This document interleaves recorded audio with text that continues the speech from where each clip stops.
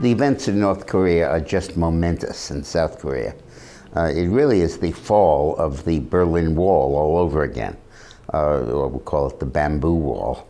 But this actually was a shooting war with 35,000 US dead that is now really coming to an end.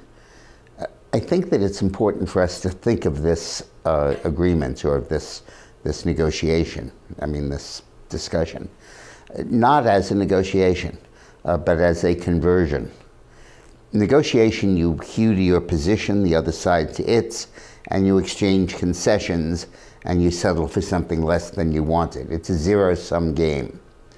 But here I think that North Korea, as I mentioned in a video a few days ago and a friend of mine suggested, is like a crime family. And the grandfather passed to the father, who passed to the son, and they've had their inheritance as this increasingly poor country. And I think, like any mafia gang, they've decided, hey guys, now it's time to make some money. And they look over the border at South Korea and see what they've achieved and they're capable of. And the lure really is significant. And as with many conversions, this is militated by necessity, because the economic sanctions that have been imposed on North Korea are so crippling that they not only preclude any notion of economic growth, they really preclude the notion of any larceny. You can't steal money if you have no money. And increasingly his military will be out of gas and out of oil. And it'll just be impossible for him to maintain this threat credibly. It's not a situation like it was in Iran, where they have to lift the sanctions in order to permit the country to function and not have a revolution and all of that. Here, it's simply that his military capacity would be ended by the sanctions because of the inability to fuel his forces with gasoline and oil. That's why they had to stay idle during this whole month of parades that they usually have in February.